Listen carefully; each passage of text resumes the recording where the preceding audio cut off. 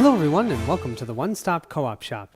Today I'm going to have so much fun with you guys traversing outer space. That's right. We're going to be playing Xia, Legends of a Drift System.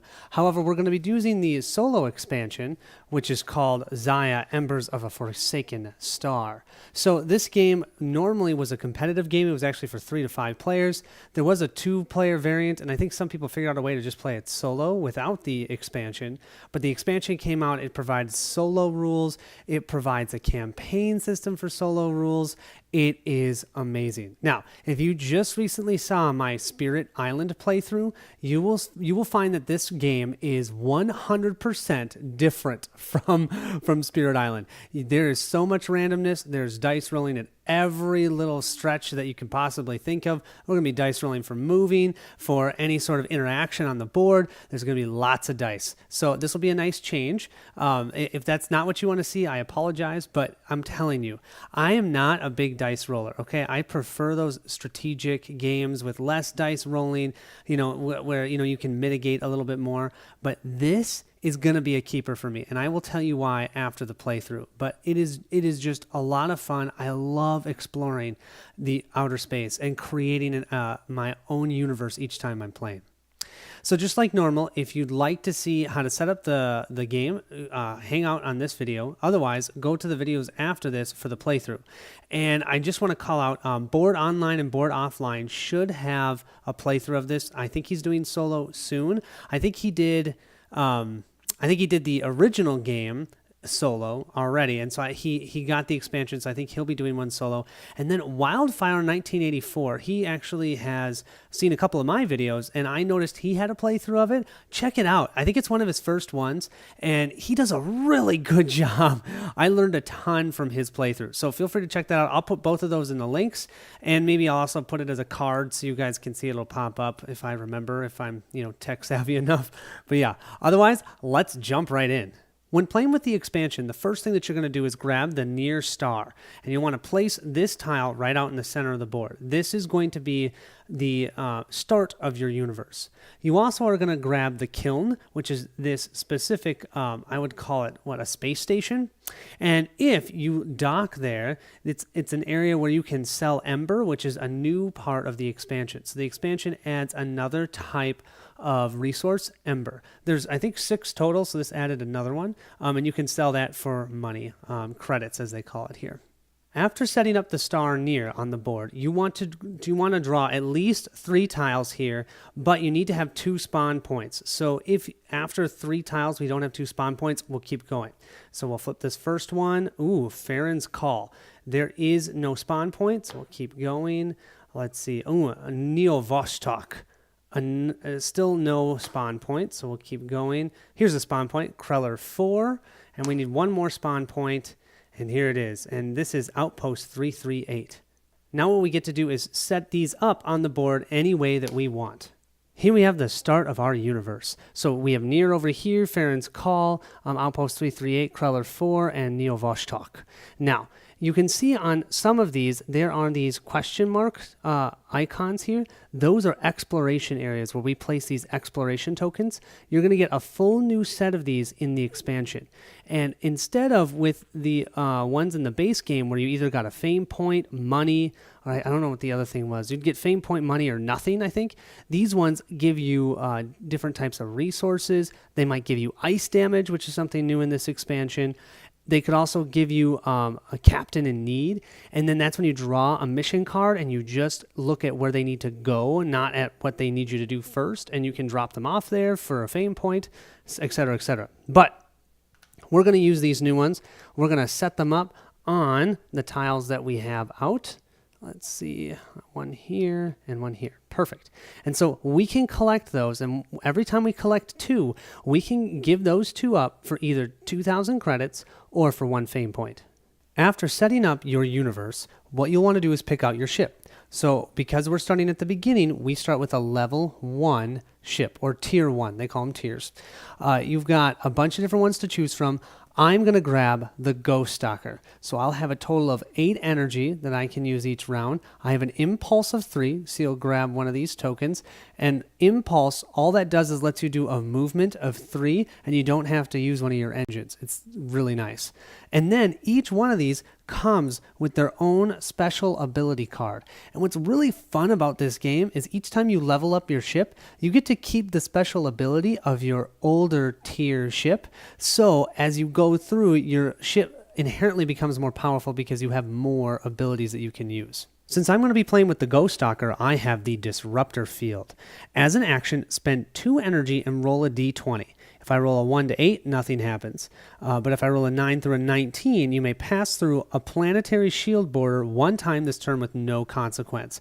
This is fantastic. You'll see how those shields work and how these planets only have 1 open space to get to them, but this will allow me to sneak in to different planets without anybody noticing me, and that's really helpful when sneaking into outlaw planets. If I roll a 20, which, by the way, if you ever roll a natural 20 in this game, for you personally, you automatically gain a fame point. I know, totally crazy. That's just from sheer luck. You just became more famous. But if I roll a 20, I can pass through a planetary shield border 2 times this turn with no consequences, which is pretty sweet. It does cost 2 energy to do this, and because it's during that turn, what this is saying is I don't have to do it immediately. I can go through one and then go through a different one later as long as it's within the same turn. And I can activate this once a round. Once I've grabbed my ship, what I get to do is I'll place some of these markers here, and these are going to be how I activate certain things on my ship.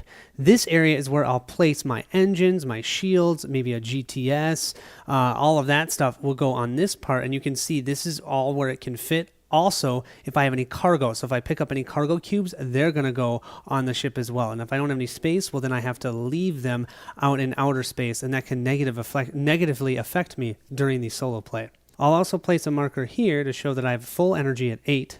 And like I said before, I have my impulse. Unlike the base game, you actually get to start with 4,000 credits instead of 3. And if you guys look at these, this is probably one of the best parts of this game, the component part at least. These are real metal. Listen to that. Granted, the ships and everything is also painted. So here's my teeny tiny ship right now. This is the Ghost Stalker. But yeah, it's painted. And that's sweet, and it's on this stand, so it looks like it's flying. I love it. I have 4,000 credits, you guys. Let's go shopping. So these over here are our engines, and they have a different number here based on what die you get to roll for movement. So if I buy this Hagen engine, I can roll a D8 and get to move up to whatever spaces I have here.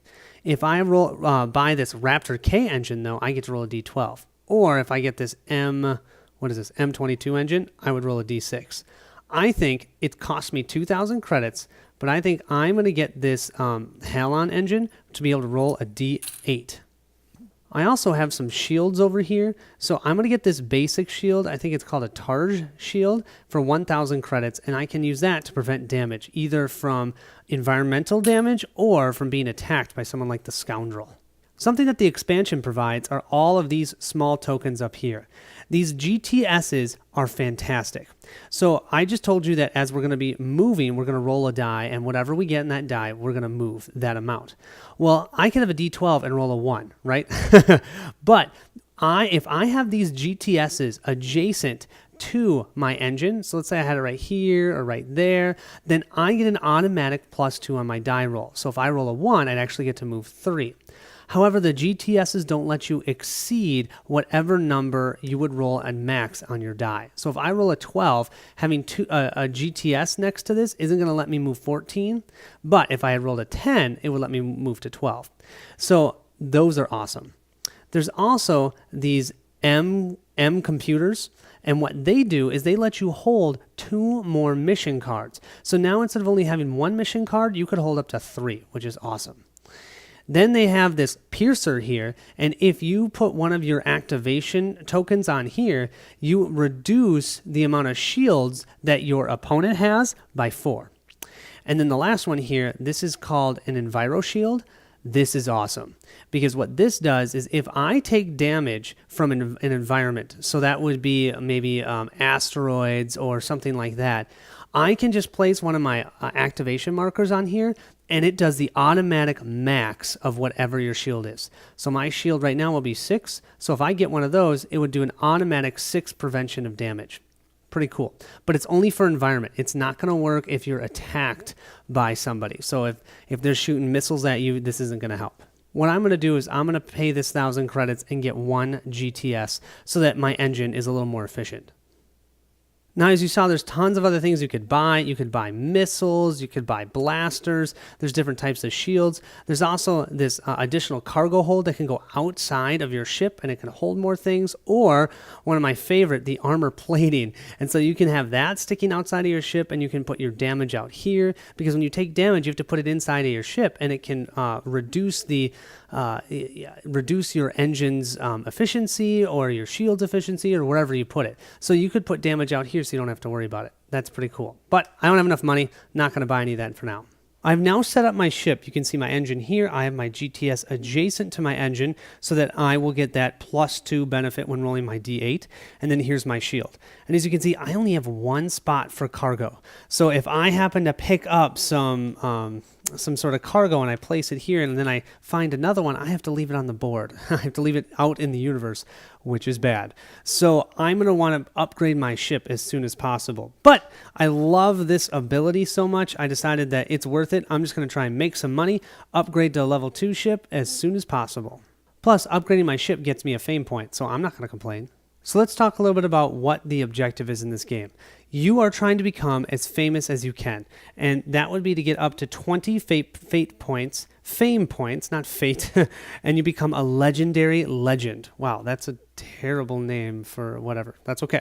And what you can do is, depending on how you want to play, you can decide that, oh, you know what, I only want to play up to 10 or 15 fame points. We're going to do a full game because I think you'll really enjoy the experience if you see the whole game played out. If you're only going to 10 or 15, it truncates the game. So I'm going to be playing a full game up to the 20 fame point. We'll start our marker here at 0, and then we have these NPCs, and I'm going to have them be red, and we'll place them here. And I'll show you the NPCs in a little bit.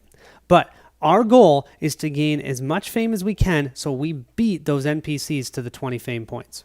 We also have our event cards here, and that's new with the expansion.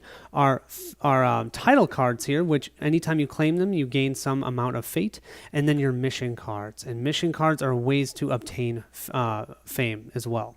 When you set up for solo play, there are a total of 6 cards, 2 events, and 4 titles that you'll need to pull out, and those will be specifically mentioned in the solo setup rules, so you'll find it there. But you want to make sure to pull those out because those interact with other players, and there aren't any other players.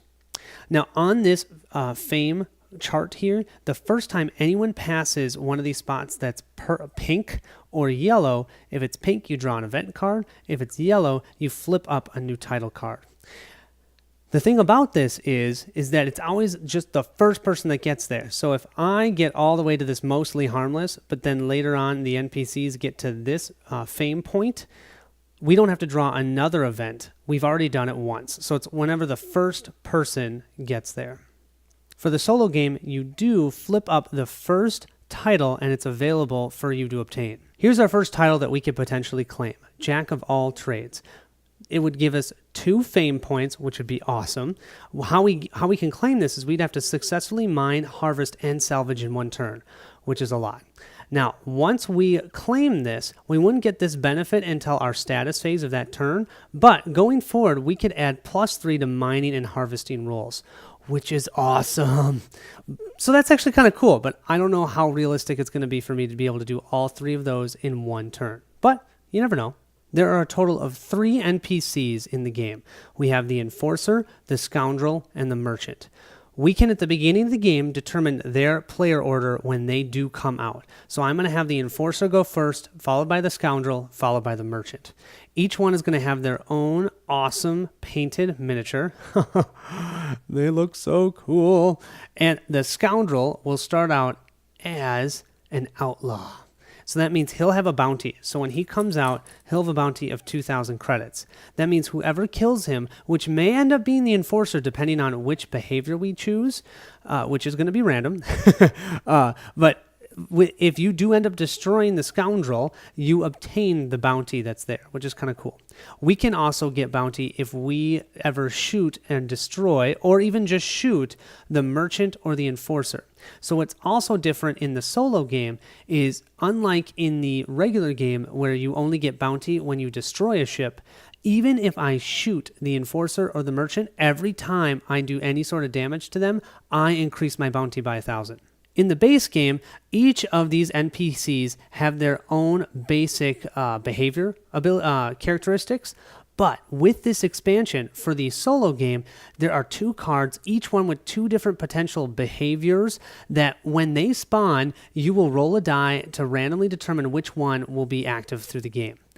And I'm going to play, although I haven't ever had this happen, but I'm going to play where if they do end up getting destroyed, you'll pick a new one when they respawn. If you're anything like me, you might be asking, well, how in the world are these guys going to spawn? Well, the Enforcer will spawn when Kemplar 2 comes out. So what we're going to do, since Kemplar 2 didn't show up initially when we set up the universe, we're going to take 5 additional random tiles and shuffle Kemplar 2 in with it. We're also going to do the same thing for the Scoundrel. So the Scoundrel is going to spawn when we pull out Loath. But once again, since it didn't come out, we'll shuffle this in with 5 random tiles and then place those on top so they'll come out relatively quickly. The Merchant's a little different. So the Merchant has a trade route. And I don't know if you can see that. I'll try and zoom up on it.